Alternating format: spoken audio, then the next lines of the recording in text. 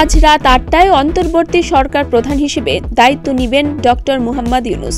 অন্তর্বর্তী সরকারকে মানবাধিকারের বিষয়ে অগ্রাধিকার দেওয়ার আহ্বান জানিয়েছে আন্তর্জাতিক অধিকার সংস্থা অ্যামনেস্টি ইন্টারন্যাশনাল। সেই সাথে অতীতের ভুল না করার বিষয়ে সতর্ক থাকতেও আহ্বান জানানো হয়।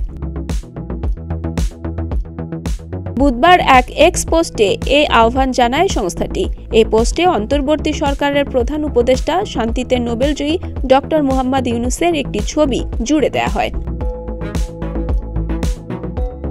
অ্যামনেস্টি ইন্টারন্যাশনাল বলছে, বাংলাদেশে যে কোনো নতুন অন্তর্বর্তী সরকারের জন্য এটা জনগণের সঙ্গে একাত্মতা প্রকাশ, সবচেয়ে ঝুঁকিতে থাকা মানুষদের রক্ষা এবং অতীতের ভুলের পুনরাবৃত্তি না করার উপযুক্ত মুহূর্ত।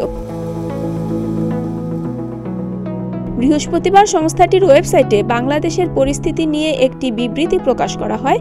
এতে সংস্থাটির দক্ষিণ এশিয়া বিষয়ক আঞ্চলিক গবেষক তাকবীর হুদা বলেন, আন্তর্জাতিক মানবাধিকার আইন পুরোপুরি মেনে চলার জন্য অ্যামনেস্টি ইন্টারন্যাশনাল বাংলাদেশের অন্তর্বর্তী সরকারকে সাইবার নিরাপত্তা আইন প্রত্যাহার বা উল্লেখযোগ্যভাবে সংশোধনের আহ্বান জানাচ্ছে।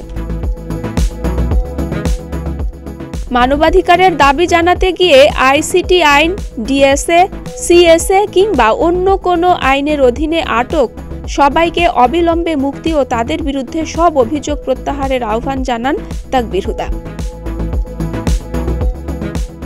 আন্তর্জাতিক অধিকার সংগঠন হিউম্যান রাইটস ওয়াচ বলছে, গত কয়েক সপ্তাহের গণবিক্ষোভ ও প্রধানমন্ত্রী শেখ হাসিনার পদত্যাগের পর বাংলাদেশে নোবেলজয়ী অধ্যাপক ডক্টর মুহাম্মদ ইউনূসের নেতৃত্বে একটি অন্তর্বর্তী সরকার গঠন করা হবে।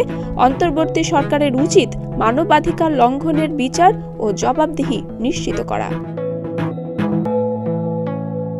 ডেস্ক রিপোর্ট, প্রতিদিনের বাংলাদেশ।